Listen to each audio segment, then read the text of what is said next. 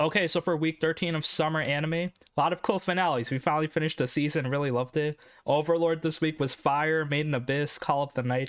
Finally, we got some good endings. Summertime Rendering also finished, as well as Classroom of the Elite Season 2, which had like some romantic finish. So yeah, I'm gonna talk about some shows out here, make it quick, and then we're gonna get to a tier list.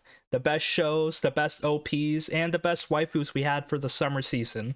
So let's get started. It's gonna be fun. So for Overlord Season 4, Episode 13, this is the finale. I really loved it. Just so creepy. We got Princess Renner out here doing some shit. But yeah, overall, pretty solid isekai story.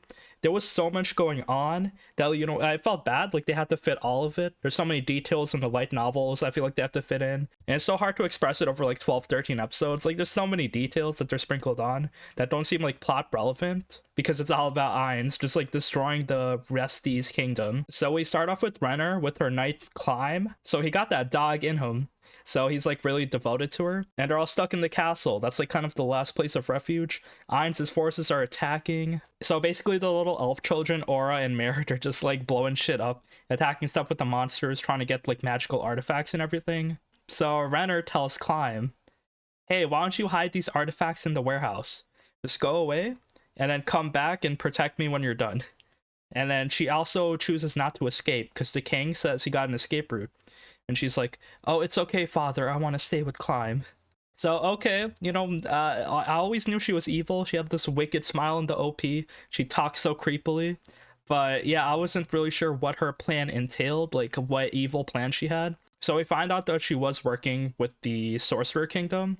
The thing is, like, it came out of nowhere a bit, like, okay. But we see, like, she was, like, spreading intel, sabotaging, making sure, like, all this went down this way. So yeah, that was Renner's motivation. But yeah, we'll worry about that later. So basically, there was like a cool fight scene when Climb comes back to a castle, everyone's dead, and then all these like the frozen mages are there. Climb goes into the throne room. He sees Ainz with the whole squad there. I think this was actually Ainz. It might not be Pandora's actor. And he starts fighting Climb. So Climb thinks Renner got mind controlled into killing the king. And he's like, Ainz, you're so evil. I'm gonna kill you, strike you down. So he uses his sword. Like, you know, this is no chance in hell he could like defeat Ainz. He does have that magical ring that he got earlier. The thing is, like, even if he goes beyond his power level, if he goes 110% plus ultra, like, it does not matter. Ainz just like kind of one-shots him and then takes his heart, crushes that shit. So it looks like Climb is dead, but no, I think he gets resurrected. So yeah, Renner just is sitting over him in bed. Bro, she doesn't look like a cute princess anymore. She looks like a demon succubus, little black wings, all evil. And she's like, Climb, I'm sorry this had to happen to you. I had to make a deal just to save our lives. But bro, she was so manipulative, like literally gaslighting this dude. And then Climb is like waking up like, oh shit, what is happening? And then basically Renner says, oh, will you agree to turn into a demon so we can live forever together? So this is Renner's motivation. She sabotaged the kingdom. She sacrificed the whole kingdom just to become immortal and hang out with the dude that she's in love with.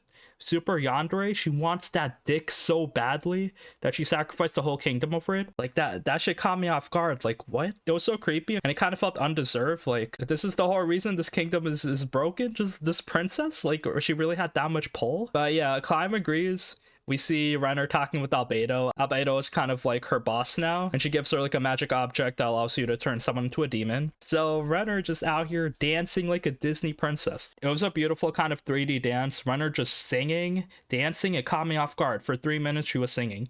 So I got chills. Like, this anime, it finished up like this. Everyone's dead, basically. All the good people, all the women and children, no one got spared. And yeah, we kind of end the anime there. Ainz is like, okay, you see what's gonna happen if you mess with me. And yeah, that's it. So yeah, I do have some opinions on this season. The first half was definitely very boring, a lot of just like random exploration and stuff. We saw Ainz like, you know, helping the dwarves, killing dragons. And then when the kingdom stuff got escalated, Ainz literally like tore down this kingdom over like someone stealing his crops, like one shipment. So he didn't think to punish the one dude, he decided to destroy the whole kingdom. So yeah, it kind of caught me off guard because in the beginning of the season, he was like, I kind of want to reunite humans and monsters and make them live together in peace. And now he just like kind of did the exact opposite a bit. We are the evil people, like the main characters. They are like kind of monsters. So I guess this is in line with his goals. He's like, if anyone crosses me, like I'm gonna fuck them up so hard. And yeah, Ainz is like so overpowered. But you know, we saw some people can attack him. But in the end, they are villains. Renner wins. She's gonna crush Climb's dick for all eternity. He's gonna turn into her dog. He literally got that dog in him right now. And yeah, that's it for Overlord. Really like this season. Had a lot of mixed feelings though, but like the fact that it made me feel emotions makes it a good anime. It definitely is a step up between season 2 and 3, just because you know, there wasn't that much CGI. A lot of the fights were interesting and a lot of stuff was well animated. So yeah, shoutouts to Madhouse, they worked on it. And yeah, that's it for Overlord this season. Okay, and now for Call of the Night, episode 13. This is the finale. We did it. We finished one of my favorite animes this season. I was so excited seeing Nazuna and Ko's relationship. A lot of drama in these last few episodes. Yeah, because they had to give us some like cool story points. So yeah, the main thing is that Ko, he doesn't really know too much about being a vampire. He made it his goal, but then he's like, maybe I should rethink this. What is a vampire? Nazuna told him last episode, yeah, being a vampire is boring. So they have kind of a rocky relationship right now. And then Ko, when he talked to Anko, she called the police on him. So every time he's hanging out at night, the police are just chasing after him. So Ko's hiding in this kiddie park when he sees a new vampire. So this vampire, her name is Hatsuka. So yeah, we saw her. She didn't really have any defining character traits, but yeah, she lends a hand to Ko. He's like, okay, come over to my house. And realize in her apartment, she has like these 3 slaves living with her. So they're kind of like infatuated with her. And realize 2 things. One, she's actually a guy. So he's kind of cross-dressing because it's like easier for him to live his life this way. More people are like open to him. And also he has mind control abilities. So that's like his special vampire power. Pretty interesting. So it feels kind of cruel that he's mind controlling these people, turning into vampires. It's a little weird. Like, I don't think it's consensual at that point, so yeah, yikes. But yeah, anyway, he kind of talks to Ko about like, okay, should I become a vampire? Should I go out with Nazuna? And then Hatsuka says, yeah, you don't really know what love is, so why don't I turn you into a vampire? So obviously this wouldn't work because no one's gonna turn Ko into a vampire besides Nazuna. He's not gonna let it. But Hatsuka says, I could just mind control you into thinking that you love me, and it'll work the same way. So these rules of turning to a vampire, they're kind of loose, so you don't really have to actually fall in love with them. But yeah, Ko still says no. And then this kind of leads to Nazuna. She's talking to Nico, the vampire queen in this neighborhood. And then she's like, can you leave Ko alone? Even if he doesn't turn to a vampire, don't kill him or anything. And then Nico gets kind of angry. Nazuna gets kind of angry. They start like attempting to fight. But then Nico like doesn't actually want to do violence. So she's like, let's just do some love talk. Just talk to me. So yeah, Nazuna kind of tells her about Ko. We realize that like they are attracted to each other. They're just really awkward and taking it really slow. But yeah, Ko leaves Hatsuka's house, declines his offer, go sees Nico, and then she tells him to go see Nazuna. So he's just running around trying to look for Nazuna. Nazuna's walking the streets all depressed. She doesn't know why she became a vampire in the first place, all sad. Then Ko comes in. So it's like their first meeting spot, the vending machine. Now Ko puts the moves on her. And we see that, yeah, they are attracted to each other. Why all this drama? Like, just keep hanging out with each other. And then their love kind of reciprocates because Nazuna makes out with him again. Nazuna was teasing him a lot before with kisses, but this is like a kind of romantic-ass kiss. Nazuna's like all serious. So we kind of end the anime. The 2 characters kind of promise each other that they will fall in love with each other. So yeah, we'll see what's gonna happen or not. I'm not sure if we'll get a season 2, but yeah, solid romance story. Love the music, love the colors in this anime. The animation and art style were amazing. And yeah, just like a unique type of romance concept. Really love it. Love the author. He does a lot of like cool slice of life stories. So if you do like this anime, you could check out the Gashikashi. There's a character in there that looks exactly like Nazuna, but she has bigger titties. So yeah, despite that, very chill anime. Everyone's doing their thing. We got introduced to a lot of characters. Nazuna, Anko, business women, classmates. Everyone's doing their thing. Ko's like acting so dramatic, like, oh, I don't know what love is. So, I mean, it's okay to be, like, confused, asexual, or inexperienced, but we see that he's, like, blushing in front of Nazuna. He's, like, definitely attracted to her, so it's just take the next step. It's not that hard, because they're already, like, more than friends at this point. But yeah, anyway, solid, comfortable relationship, solid anime. Alright, and now for Made in Abyss Season 2, Episode 12, The Golden City. We finally finished it, we got the finale. So, very chill episode. It was 47 minutes, so it's kind of long. But there wasn't really too much action. It was just kind of the aftermath of everything. So yeah, really enjoyed it. But yeah, some tragic shit also happened, as always in Made in Abyss. We can't end the anime all happy like. So first of all, the city, Aramoy's body, the Golden City. is crumbling down. So many monsters are out here. So Fapata, she evolved with like the spirits of her family members, her siblings, and now she has like these white ghosts surrounding her, just instantly healing her. She's taking down all the big animals. Thing is, there's like way too many of them, but she takes down like the big leader, the big dragon that shoots explosions. And yeah, she does her final move, slams the ground, just imbues the whole area and crumbles it down. So yeah, this village is being destroyed. Our main characters are evacuating Riko, Rag, and Nanachi. But yeah, in the aftermath, just like everyone basically dies because they get absorbed into Fapata, giving her power. So yeah, kind of like a tragic end for all of them, but they knew they were living on borrowed time because yeah, living in the 6th level, it's dangerous. Having the protection of the city is nice, but they realized that Fapata was going to attack. Fapata kind of collapses after using all her power, so Reg uses his extendo arm and grabs her while she's falling, and they sail away off into the sunset. But wait, we're missing one character, Vueko. So she got kidnapped by Wascon, kind of like knew everything was going to happen. This was all part of his plan. So yeah, he just wanted to explore, become more than human, become a hollow. But it's kind of a tragic life because they had to sacrifice Iramui, make so many people suffer with the wishing stones. But in the end, we see him dying. But Vueko, where is she? She doesn't know that the whole city is crumbling down. So the curse of the abyss is actually seeping in through here. So Vueko's climbing up the stairs. That's a big no-no, never go up. And in the 6th level, once you go up, you lose your humanity. So she goes up, she realizes her legs are changing, her teeth are falling off, her eyeball falls off, it's too late. Like, they could have given her a happy ending, she could have joined the team. But no, she kind of collapses. She doesn't die yet, though. So after Fapata kind of kills everyone, wakes up again, she talks to Vueko, she gets memories of her mother because her mother didn't want to share Vueko with her. Vueko was that precious. But they get to talking, very emotional scene. Yeah, we kind of end it there. Vueko, we dig a grave for her, rip Bozo. Rag invites Fapata to hang out with them because that was his promise that he forgot. Like, after we finish blowing up the city and everything, can we go on adventures together? And Reg, yo, the playboy, he got Riko, he got Nanachi, and now he got Fapata with him. So he does invite her to his adventures. So I guess new party member, she's strong as fuck and also immortal, so she's like a valuable asset. She doesn't really commit to it though. She's like, maybe I'll come with you. So what does that mean? Come on, bro. And it felt rewarding wrapping up this anime. Our main squad is still alive, going on our adventures, and we'll see what's gonna happen as we kind of make it to the 7th level very soon. Probably not though, because the mangaka has to finish writing. So yeah, I guess I'll see you in a couple of years when the next Made in Abyss season drops. Maybe we get another movie, but yeah, we shall see. Okay, and now for the tier list for the best OPs, the best waifus, and the best shows we had this season. So I guess starting off with the OPs, let's do it big. So yeah, I got a simple tier list, S, A, and B. So yeah, I don't have a lot of songs on here. These are just my favorites, very opinion based. So yeah, feel free to disagree, but yeah, let's do this very quickly. So S tier, we got Overlord, Hollow Hunger, a very solid OP. I really loved it. Kind of made me watch the show a little bit more just because of the OP. You got Call of the Night by Creepy Nuts. The OP is called .10. And yeah, Creepy Nuts, solid OP, ED, everything in this show was amazing. So yeah, good song. And now we also got Shadow's House for S, Shall We Dance. So yeah, Shadow's House Season 2, very solid OP. Love these kind of creepy but inspiring piano. And now let's go through the A tier. So yeah, the Made in Abyss OP, A tier, Katachi, very good. Classroom of the Elite OP Season 2, I give it also A tier, Dance in the Game. We got Danmachi OP for Season 4, Tento.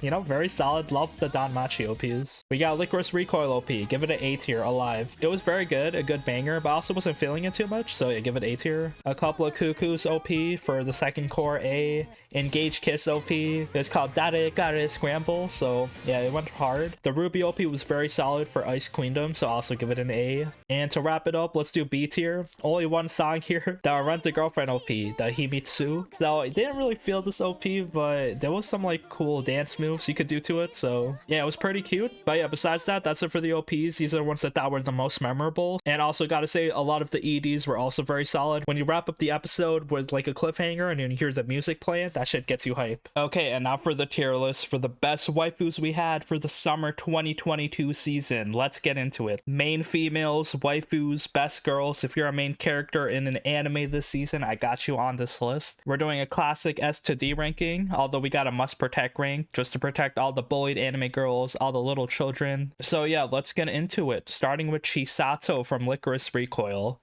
She came in hot in this anime, just shooting guns, protecting people, high energy, running a maid cafe, doing so much.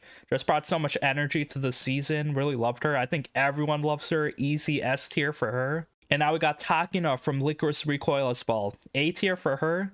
Her personality, she got character development because she started off just like trigger happy, murdering people, not caring about other people's feelings. Chisato kind of grew close to her, and now she's great, using her powers for good, and her and Chisato are inseparable. And now we got Albedo from Overlord Season 4. Really hot waifu. Character design goes so hard. The dress, the horns, big titties. She's devoted to Ainz. Issue is her character is so stagnant. Nothing really goes on with her. It's just like the same as ever, so I'll put her in B tier. However, we got a more interesting character in Overlord this season. Princess Renner. We knew since the OP that she was evil as fuck. Two-Face, don't trust this girl. I'll put her in D tier. She was so crazy. Do not put your dick in that shit. And now we got Alice Ramis from The Devil's a Part-Timer Season 2. So new Lolly just randomly came through in this anime, became a main character. She has that white and purple hair, big head, big baby anime eyes that are like pretty creepy. Her design creeps me out, but overall, yeah, she's just like a really attached anime girl, has a lot of magical powers, and treats Mao and Yusa as her mom and dad. So yeah, pretty cute addition to the show, so I'll put her in the must protect rank. And now we got Emi Yusa, the hero from Devil's a Part-Timer. I'll put her in A tier. She likes to fight a lot, wears cute outfits, just living her life in this world, making the best of it. And we also got Chiho from Devil's a Part-Timer. Yeah, I'll put her in B tier. She's kind of cute, but same as ever, just like really attracted to Mao. Not really a ton of development, but she did get a lot of like emotional character moments, a lot of fan service moments. And now we got Amilico from Shadow's House Season 2. Really loved her. Same as Chisato, just like high energy, very positive. I'll put her in S tier, just trying to help everyone out. She's really strong, just makes friends with everyone. You can't get better than her. And now we got Eleanor from Parallel World Pharmacy. She's like a white-haired knight mage. She teaches the main character about magic, but then she gets freaked out as like this dude is like an isekai character with like godlike pharmacy powers. So yeah, solid waifu. Give her A tier. Really liked her in this isekai. And now going for more isekai characters, we have the Dryad from I gained a second character class. That isekai, very generic isekai. But, you know, solid waifus, I guess. I'll give her a C tier, though, just because her show was generic, but I loved her character design. Blonde, forest girl with horns. And now we got Fapata from Made in Abyss Season 2, The Golden City. So very sad anime, a lot of emotional moments. Fapata was out there caring, helping people, being strong, but also, like, struggling through her own emotions. No one really was there to teach her anything, so she's just out there wild and free. We definitely got to protect her, though. She's learning a lot and becoming stronger. And on the other side, we got Rico as well. We also got to protect her, just exploring the abyss. Everything out here is trying to kill her as she tries to accomplish her goal and explores the abyss. And now we got Nanachi from Made in Abyss as well. So yeah, I really love Nanachi. She's like a good protector, part of the party. But I'll put her in B tier because she was being chilling in this anime, just like sleeping a lot, chilling with Mitty, as Rico and Reg do most of the exploration. And we also got Vueko, Vero Eriko from this anime. Just like a solid mother figure. She helped everyone, worked so hard. She had so many struggles in life. I feel so bad for her, but I loved her story. S tier for her. And now we got Nazuna from Call of the Night. So S tier for her, vampire waifu, pink hair, very heavily featured main girl. But personality-wise, she's kind of like, you know, lazy, loves to play video games, big chillin'. And she also preys on little boys at nighttime, so I got no problem with that. But yeah, I'll give her S tier for being a solid main girl, but she does have a lot of personality flaws. On the other side, we got Anko from the same anime, Call of the Night. I'll also put her in S tier. Love the waifus in this anime. She is no exception. Good voice acting, really solid creepiness, but also helping out the main character, trying to convince him, yo, you don't gotta be a vampire. Let me protect you. I can kill them shits. She was a really interesting late addition to this anime, and goddamn, I fell in love with her instantly. And now we got Jolene from JoJo Part 6, Stone Ocean. So Part 2 of it, we got Jolene, of course. She's easily S tier, strong main character, fighting. She got her stand, aura, everything in sight, trying to break free from this prison. And yeah, she's accomplishing her goals. Hopefully it goes well, and we got more JoJo to go, and we'll see more of her later. We also got Lucy from Cyberpunk Edge Runners. More Netflix animes. She's out here. A lot of like solid female characters in this anime, so yeah, Lucy is no exception. We also had Rebecca, Kiwi, Dorio as well. So they all did their thing. Lucy, of course, you know, got to be here, S tier. And now we got Fujimiya from Isekai Oji-san.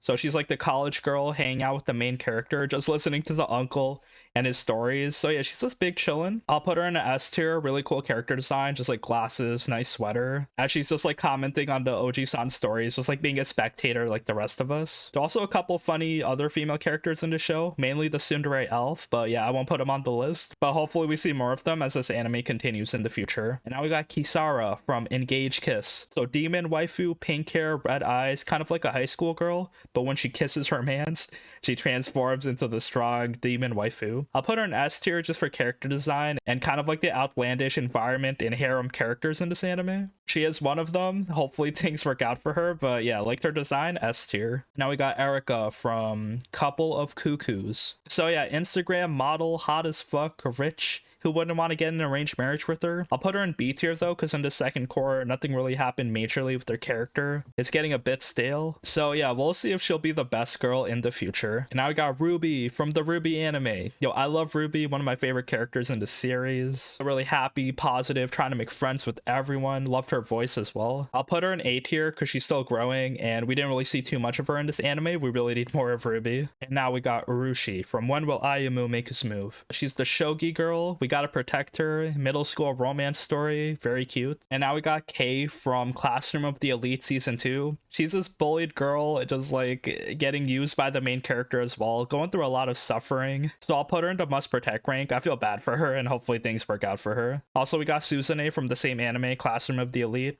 So yeah, she's like going through her own struggles. She's trying her best, but failing a lot. The main character is helping her though. So yeah, I'll put her in A tier for like solid female protagonist. And now we got Asahi from Phantom of the Idol. So she's this dead girl, but she's a ghost. Resurrected because she got some unfinished business. She didn't say goodbye to her fans. So this idol industry is exploitative, but she's still out here powering through, trying to still sing as a ghost idol. So I'll put her in A tier. And now we got Hai Sakura from Prima Doll. So she's kind of like this cute robot waifu working at this maid cafe. Kind of like a positive, high energy character. She's just helping out everyone, all these broken dolls with their own problems, just like very strong. So we definitely must protect her. And now we got Jashin and Yurine from Dropkick on My Devil X. This anime was very funny, a lot of like parody moments, but the characters are so generic. So yeah, I gotta put them in the B tier. And now we got Lilith from The Maid I Recently Hired Is Mysterious. So she got some cool purple eyes, this sexy maid outfit, so revealing. Unfortunately, if you thought Nazuna was a child predator, yo, you gotta talk about Lilith as well. Just like going after that Shota dick. She's just grooming him, making him dependent on her. She's working for him for free. Character design wise, she would be in an S tier, but unfortunately, she's like really stagnant in this anime. No character development, just like the same thing happens each episode. Gotta put her in D tier for all those flaws. And now we got Samidare from Lucifer and the Biscuit Hammer. So this is mini Lucifer. She has the goal of destroying the world. And yeah, I really love this anime, solid like shonen with like a cool romance plot line. She's really strong, trying to help out the main character. So I definitely got to put her in S tier to like solid female protagonist. And now we got Mizuhara from Rent a Girlfriend season 2. Bro, she fell off so hard. Didn't do too much in this anime, put her in B tier. She's trying to act, trying to like work hard, study hard. The issue is the romance with her and Kazuya not developing at all, so like this anime is kind of going nowhere. Conversely though, we got Ruka. She did a lot in this anime, very aggressive. Kissing scene, holy shit. Kind of progressed the romance plotline a lot, and yeah, made some good developments. Gotta put her in A tier. And now we got Roxanne from Harem in the Labyrinth of Another World. So straight up just a hentai anime. She's a hentai character. Although I loved her as an isekai character, her character design was so nice, supporting the main character, but unfortunately she's a slave, so it's just tied to like working with the main character and having sex with him. I would put her in S tier for character design, but let's make a new tier just for her. Hentai characters, I guess I'll put them in the booba tier. And are there any other characters that fit that? Yeah, I guess there's Vermeil. Purple hair demon succubus girl, big titties, wearing like a black virgin killer sweater. Yeah, Vermeil was very hot, just purely built for fan service. Put her in the booba tier as well. And now we got Tokimei the witch from Futo PI. So yeah, really cool main character, really hot character design. She started off as a villain, but is now working with the main characters, trying to learn, trying to help out, become a detective assistant. Really liked her development, so I'll put her in A tier. Now we got Ushio from Summertime Rendering. Really loved her, solid main character, you know, just like fighting fighting all the shadows, wearing her school swimsuit, no other outfit she can wear. And yeah, just like doing things in this time travel plotline, helping the main character, fighting the shadows. And now we got the goddess from Black Summoner. This anime was so trash, just like, you know, power fantasy isekai shit. She's like a goddess, kind of like Aqua from Konosuba, but she actually like falls in love with the main isekai protagonist. So yeah, they kind of like go try to get her a body so she can accompany him on his adventures. He gets his own harem. There's like slave girls and everything. Like, who cares? I'll put her in D tier. And now we got Yaika from the Yakuza's Guide to Babysitting. I really liked her, you know, cute character. Gotta protect her. Just the daughter of the boss. It's a cool father-daughter story with her and the main subordinate. And now we got Yayoi from Teppen. So she's like a comedy waifu telling jokes with her main group. There's so many like girls featured in this anime, really cute anime, so I'll put her in A tier. And now we got Yume from My Stepmom's Daughter Is My Ex. So it's the incest romance anime. I really hated all the characters here. It was just super boring. But they did have like their own struggles they were going through. Like I think she had some anxiety, inferiority issues. So I guess she had like some layers in her, but I'll put her in C tier. Just like this whole anime, it was so dumb. And that is it for the list. How did I do? Looking good, a lot of solid waifus, love these strong female characters. However, S tier looking kind of crowded. I think we need to crown a best girl, and we're obviously gonna take Chisato. I can't get enough of her, but the anime is finished, so unfortunately, yeah, we'll probably not see too much of her again. But loved her high energy, positivity, shooting everyone, good strong action, running the maid cafe, just like doing so much. So yeah, Chisato, I bow down to you. You are the best girl. And yeah, that is it for the waifu tier list. Let me know how I did. Did I disrespect your favorite waifu? Did I forget anyone? But yeah, we have ranked up most of the main waifus. Loved all of them. Call of the Night had solid characters. And all these isekai shows, you know, just like a ton of booba every season. And now, let's do the tier list for the best shows of the summer season. We're gonna rank it up S to D tier classic. We got a lot of shows. I haven't finished all of them, but I checked out most of them. So yeah, let's get started. Oh, and when I said S to D, there's also one exception. Made in Abyss Season 2. It's gonna go into S plus tier. I thought it was like a godlike show. The storytelling was on another level, made you feel a lot of emotions, all these characters suffering, and it's been a while since we got the first season, so it was definitely very satisfying getting the second one. After that, Overlord Season 4, this is going to be an S tier. Really liked it, although the beginning started off really slowly. It really picked up in the end.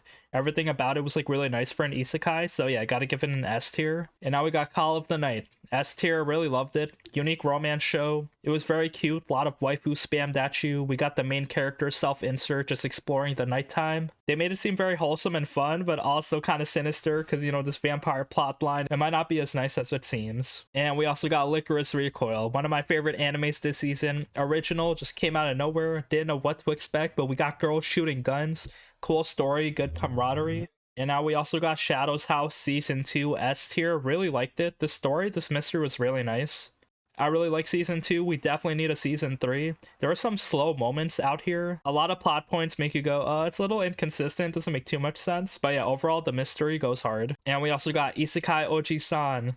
So cool Netflix anime, but it had production delays. It was very funny. Just like a cool concept of an isekai where the main character is so clumsy at interacting with people, but like stuff works out for him anyway. And speaking of Netflix animes, yo, all of them S tier. We got JoJo Part 6, Part 2 of it. I really love more of JoJo, but we need more faster. I think they're gonna drop another batch in a few months. And also Cyberpunk Edge Runners. Literally everyone talking about this anime. It's so good. The music was nice. They just took soundtracks from the game. It just felt so good. All the characters were fun. It just explored the cyberpunk world. How growing up in poverty kind of sucks, but you got all these enhancements to your body. Maybe living a life of crime. It might not be all bad. We also got Summertime Rendering. Give that an S tier. The second core of it was like very fun. We unraveled the mystery. We had a happy ending. I thought the first half was slightly stronger because it was just like so scary. Like, oh shit, shadows are coming everywhere. And now we got Classroom of the Elite Season 2. I'll give this an A tier. It has its moments because a lot of the tests and challenges these characters go through, it's just like I cannot grasp it. But yeah, the main character, Ayano Koji, is kind of like an edgelord, really smart,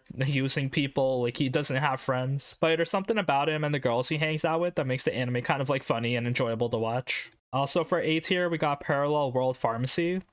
So yeah, this is an unexpectedly solid isekai, just like some dude resurrected with pharmacy powers with the god of medicine and stuff. So yeah, he's using his power to save the kingdom from all these diseases. And we also got Engage Kiss. So it's kind of like a harem show. It's like a dude with his demon waifu fighting demons. Overall though, this anime goes all over the place. It's kind of a mess, kind of like a shameless harem as well, but it had cool action moments and I was engrossed in it. So yeah, another original anime. I'll give it A tier. And now we got the Ruby anime, Ruby Ice Queendom, also an A tier. Solid action, good familiar characters.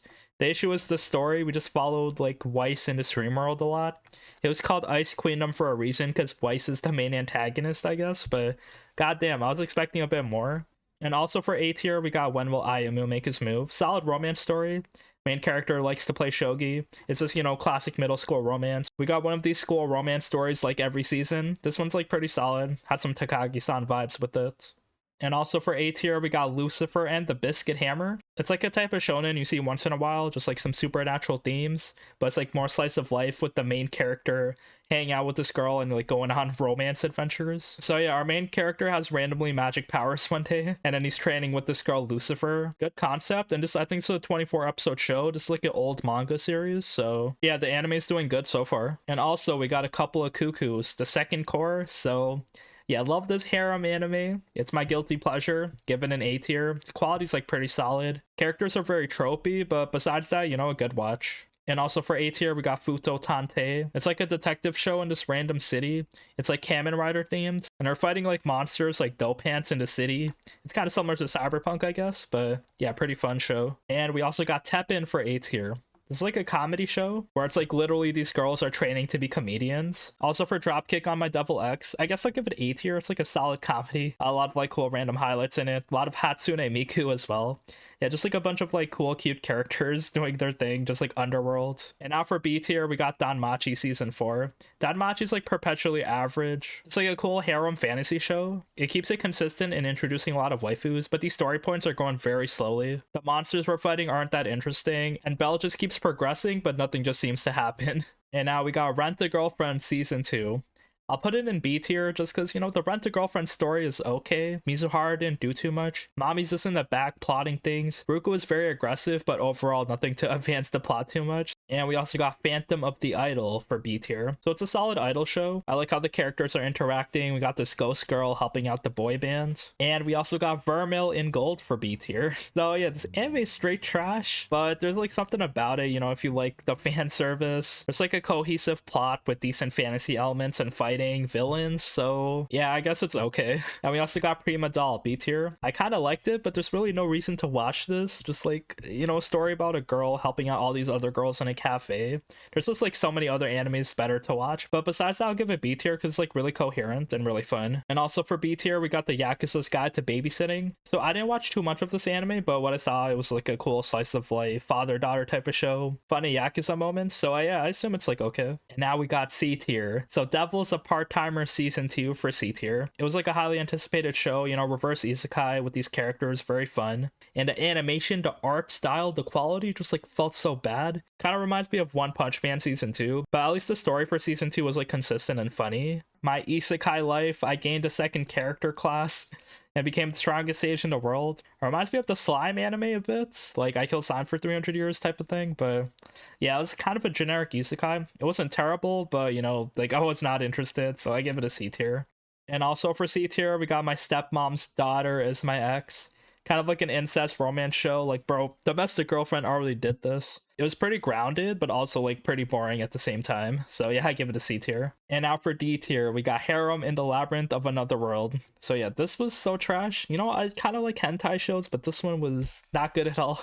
Very boring. Sex scenes were like below mid. And yeah, like the one good thing, the character designs were amazing. Love the animal girls, the big titties.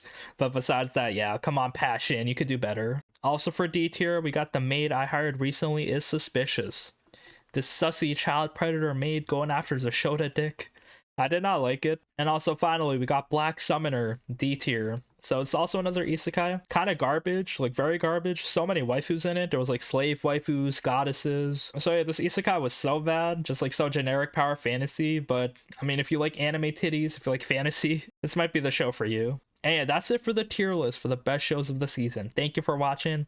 Made in Abyss, godlike show. Gotta recommend it to everyone. So solid. Call of the Night and Licorice Recoil were one of my favorites. And yeah, overall, a lot of solid shows, a lot of surprisingly good ones. But yeah, there were like a ton of isekais, a lot of like low quality shows as well. So yeah, I highly recommend anything in the S tiers, but the A tiers are also really good. And yeah, I was disappointed in The Devil's a Part-Timer, but yeah, you know, it's whatever. Run the Girlfriend Season 2 was kind of disappointing, as well as Vermil and Gold. But yeah, I can't wait to see more animes. See you in fall, where we'll finally get Chainsaw Man. So yeah, Fujimoto, his storytelling is immaculate. Getting ahead of myself, that's fall anime. Summer anime, we're finished.